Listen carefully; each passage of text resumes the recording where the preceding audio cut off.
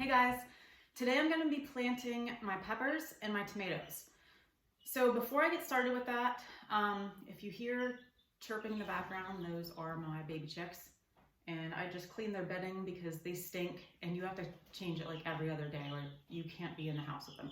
Pretty soon I'm going to put them in the garage, but it's still a little too cold for that. But anyway, also before I get started on the planting, I told you guys that I was going to do an experiment with a magnet. So I got this huge magnet here and I figured out the polarity of each side, and I exposed each of these to, one is to the south and one is to the north, because I heard supposedly if you, oops, I don't want that to fall. Supposedly if you expose seeds and plants to the south pole of the magnet, they'll grow better. Now it did actually work. This one is the north, this is the one that I exposed to the south pole of the magnet, but I forgot to do a video or a picture, so I actually ate some from the south, but it did work. The south pole alfalfa seeds, the sprouts were all the way up to the top, and this north is about 1 inch to 1.5 inches below. So there is something to it. Now, what I originally was gonna do, and I've heard that you only have to expose the seeds like 30 minutes, but if you expose the plants longer, it's almost like an extra boost. So I was going to take all of these seeds and expose them to the south pole part of the magnet, but I didn't do that. I didn't have time. I need to get these planted today. And so I'm just gonna plant them, and then I'm actually gonna stick the south pole magnet under these trays and kind of move it around, and hopefully that works. I mean, I do all kinds of weird experiments just to see like if certain things help, but who knows? That seemed to work. All right, I'm gonna start with the peppers, and let me start by saying what I'm using. I did a lot of prep work here because I didn't want to be going on and on about every little thing I was doing while I was doing it. So I have these bottom trays that I already had. These were from, I think I bought them off Amazon. They're just 10 by 20 trays. And then these cells, these are 72 cells that have the air root system so that the roots don't get root bound. These were from Bootstrap Farmer. And I also have Humidity Domes from Bootstrap Farmer. And I highly recommend them. They're made in the USA. Their products are insanely sturdy, like really, really high quality. In fact, I'm sure that these cell trays are gonna last forever pretty much, but the Amazon trays that I already had, the bottom trays, probably won't. In fact, they probably only have 2 more years in them, I'm thinking. So the seed starting mix I'm using, and I went back and forth with this, but I have been really busy. This past, the past 6 months, I've been very busy because my daughters go to a private Christian school that's a half an hour away, and there's no busing options because we're so far. So I have had to drive them in the morning to school and then back, which is an hour. And then I have to go pick them up and then drive back, which is another hour. And my oldest has been working, and her work is about 20 minutes away. So that was another, taking her to work, driving home, going to get her to, I've just been super busy, and like I'm barely getting just normal life stuff done, like laundry and dishes and all of that. So with that background, I really wanted to make my own seed starting mix this year, but I didn't have time. The good news is my oldest is going for her driver's license test tonight. So if she passes, which I think she will, she's doing a good job, I will have a lot more time. But I'm already about 2 weeks past when I started my tomatoes and peppers last year, and my plants did amazingly well with those extra weeks, so I didn't want to put it off any longer. And I plant by the moon, so if you don't get them in on certain days, then you have to wait sometimes a whole another 2 weeks before you can do certain things. And I planted by the moon last year, and I had great success with it, so I'm sticking with it. What else did I want to say? Oh yes, so I didn't have enough time to make my own seed starting mix. And I also was going to do soil blocks this year. I got a soil blocker and everything, but I don't have a huge area in the house right now, not even in my garage, because it's taken up with like boxes I'm saving for my mom and plywood because we're working on the chicken coop, and there was no room for me to really spread out, and it's too cold still for me to really be working outside when I'm trying to do things like put seeds in with my hands, because you know, when you're cold you just can't do fine motor skills very well, especially if you've got gloves on. So it is what it is. So I'm just going to use the seed starting mix I'm using is called Pro Mix. I will leave a link in the description below. In fact, I will go through and leave a link to like all of this stuff and the seeds and everything I mentioned. If I leave something out, comment and I will, you know, I'll find a link. But it's Pro Mix seed starting mix, and in 2021 I bought that, and it's in a big, huge, like, I don't know, like 60-pound bag or something like that. In 2021, I bought it, and I think it was about $60. Last year, I bought it because I saw it on sale for $85, and I think it's $100 or over now. So I wouldn't really recommend it if you don't have the money. I'd recommend maybe trying something cheaper. But since I got it when it was still like okay, last year, and I'm glad I got it then because I bought as many things as I could last year that I knew I would need this year for the garden because of inflation. So I love this stuff. It works fantastically. I didn't have any issues. And anyway, I don't mix it with compost or anything either, because once these germinate, so like I'll put this hood on, this humidity thing, the Humidity Dome, and I will put them on seed heating mats. I'm sorry, my train of thought today is just like all over the place. I'm gonna put them on seed heating mats, and then once they germinate, I'll put the grow lights on. So I have a special space in my basement. Again, I'm running out of room for everything. I don't know, I need another house or something. But I carved out a space in my basement with a bunch of grow lights, and once they germinate, I'll turn the lights on, and then I will start watering this with the Master Blend nutrient water. So a lot of people add some compost and different things to add some nutrients to their seed starting mix. I don't really do that because I'm using nutrient water, and when I go to transplant these into the garden, I always put a little compost in the hole with it. And my garden's already been amended with a bunch of different things, so I'm not super worried about that. So I just use the straight Pro Mix for starting seeds.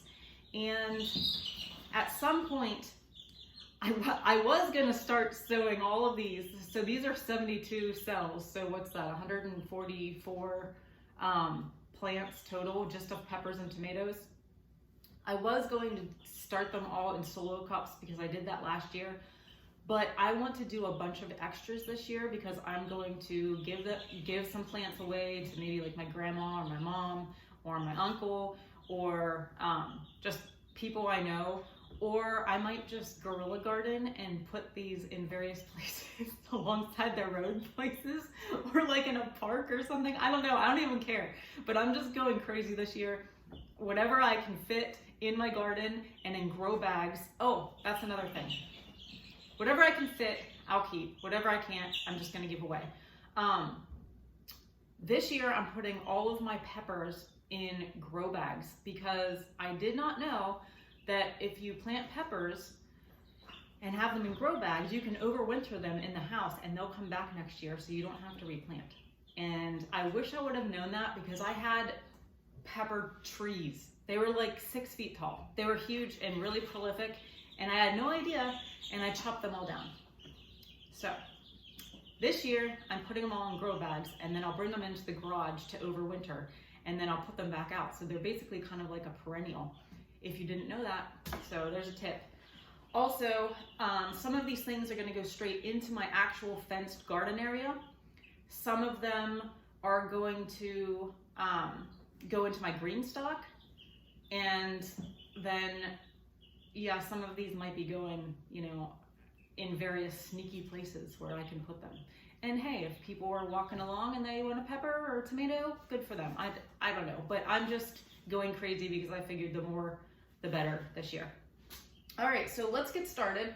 I'm going to be planting 5 varieties of peppers that I got from Pepper Cave. So peppercave.com, they're also a business on Gab. They've got lots of great seeds, and I also got from them, this is gonna be a different video, probably in the summer. I also got from them the KC competition style barbecue rub, hot. I'm assuming that's Kansas City. So I got I got 2 bags of this. So my dad has a smoker, and I think we're gonna be doing something with that later this year. All right, let's get started. Now I went through, you can't see all of the varieties on here, but I came up with a system, and I also have this in a spreadsheet because I'm a major nerd about stuff like this. I came up with a system where I'm kind of working this way. So like I have 8 King of the North peppers, and then 6 violet sparkle pepper. So it'll be like 1, 2, 3, 4, 5, 6. And then I counted back 6 from there, orange bell peppers. So I have this system where I know what I'm looking at.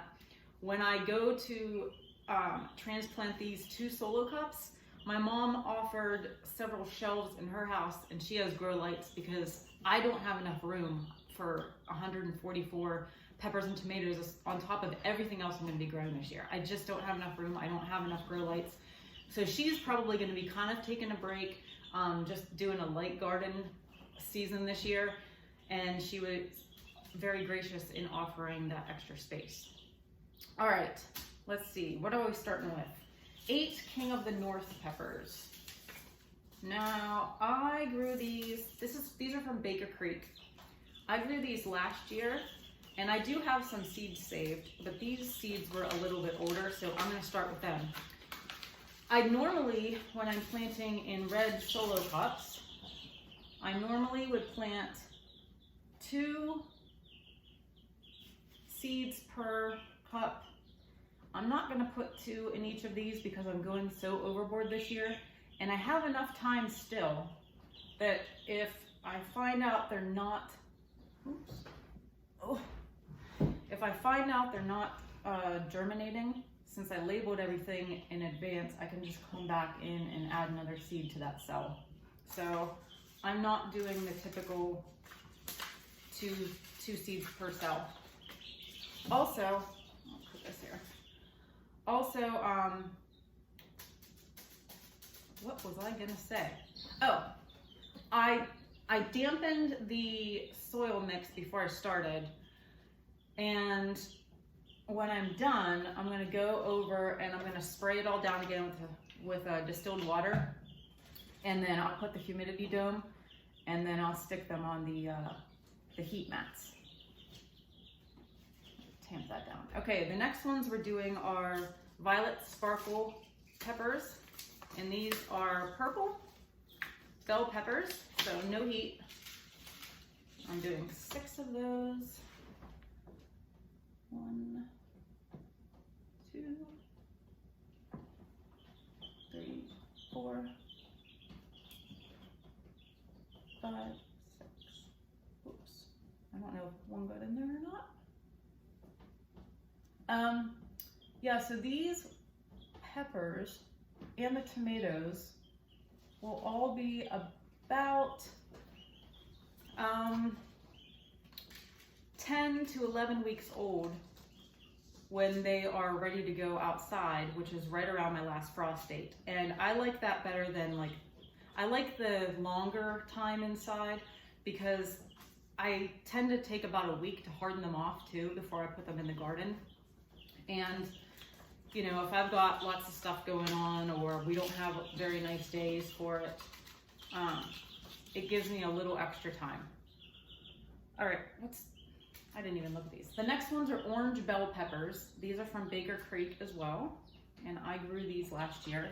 I did not grow the violet sparkle peppers last year, so I'm excited to see how those turn out. I mean, technically I wouldn't have to plant so many varieties because bell peppers are bell peppers, but I like having the different colors and stuff and seeing which varieties tend to do really well in my area.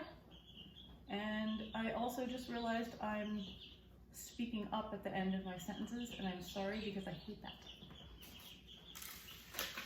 Okay, the next ones are poblano peppers, and these ones are from Pepper Cave.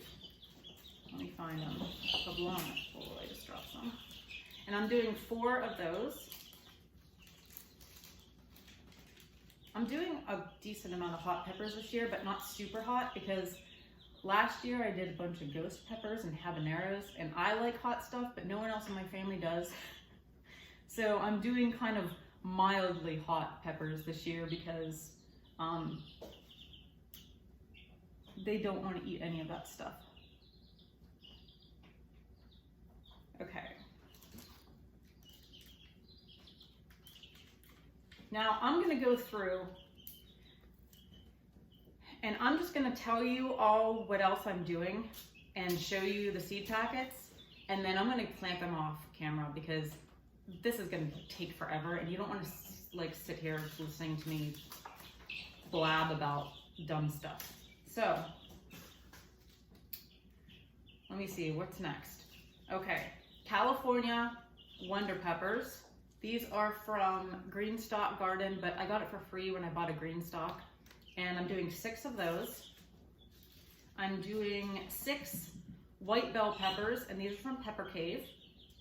And I'll be doing tons of garden updates and stuff throughout the year, just like I did last year. But last year I didn't really do very many videos. I just did pictures. But I'm gonna do lots of videos this year so you can see like the different stages of everything. Next is 5 Italian pepperoncinis, and those are from Pepper Cave. That's what I dropped. And 5 cayenne peppers. Those are from True Leaf Market. The brand is Mountain Valley Seed Company. And 2 Tabasco peppers.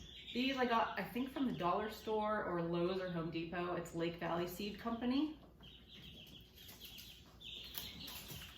5 Tam jalapenos. Those are from Baker Creek. 5 banana peppers. Those are from Baker Creek.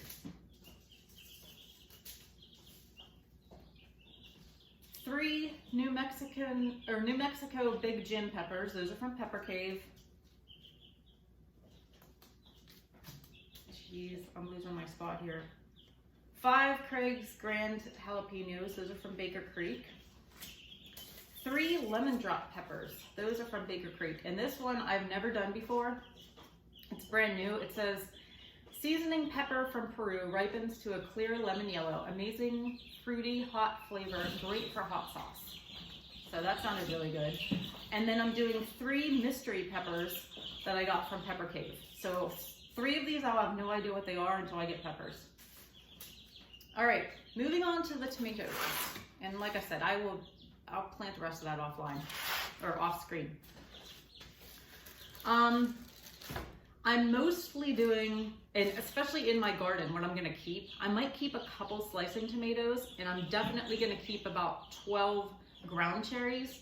If you've never had those, they're amazing. They're like tomatillos, but they're really small. They're about the size of a blueberry, and they taste like vanilla pineapple. And they're fruity, they're sweet. And I had, I think, 5 plants last year, and they did really prolifically. I did a bunch of stuff with them. Jelly and jam, and we ate a ton of them fresh. They're really good. But in my main garden, I'm gonna mainly do paste tomatoes because that's what we use the most of. We don't use a lot of slicing tomatoes. So I'm gonna be doing 40 Amish paste tomatoes. These are from my garden last year. So I saved the seeds from my best ones, and I've got hundreds in here.